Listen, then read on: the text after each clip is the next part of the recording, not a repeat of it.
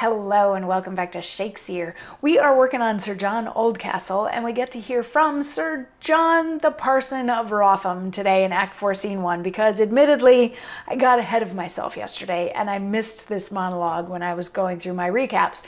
And it's because this one is in prose. Prose monologues are easier for me to miss than verse ones, because verse ones it's easy to count out the 12 lines. Prose ones it's a little more piecing together. Is this long enough to qualify?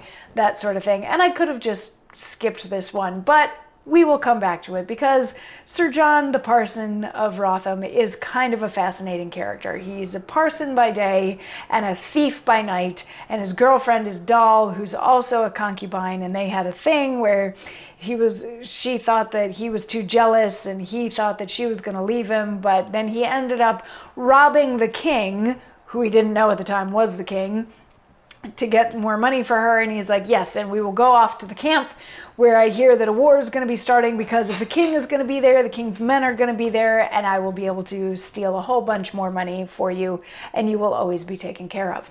So Act 4, Scene 1, we are in the king's camp as the king is getting ready for the aforementioned battle. And he's talking to all of his guys, but he's still in disguise. So when they're like, oh, your majesty, everything is fine, he's like, no, don't call me your majesty.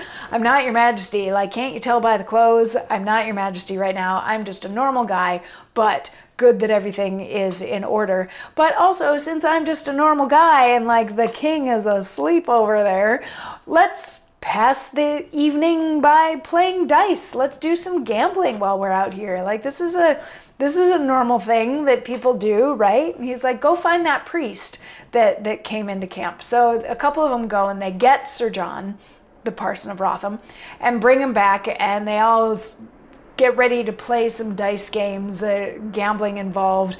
And Sir John starts saying how much money he has. He has like 100 gold coins. And they're like, how did you, like, you're a parson. How is it that you have so much gold? And he says, in faith but one. Dost wonder how I come by gold? I wonder rather how poor soldiers should have gold. For I'll tell thee, good fellow, we have every day tithes, offerings, christenings, weddings, burials, and you poor snakes come seldom to a booty. I'll speak a proud word. I have but one parsonage, Wrotham. 'Tis better than the bishopric of Rochester. There's ne'er a hill, heath, nor down in all Kent, but 'tis in my parish. Barham Down, Chobham Down, Gad's Hill, Wrotham Hill, Black Heath, Cox Heath, Birchenwood, all pay me tithe. Gold, quoth he? He passed not for that. So this is him bragging about how he gets his money. Now note, he doesn't mention that he's a thief. He frames all of this in the structure that he is a parson of a very large parsonage. He's like, pretty much all of Kent pays me tithes, and I do their weddings and they pay me for that, and the christenings, and they bring in offerings, and then, you know, there's funerals too and all this.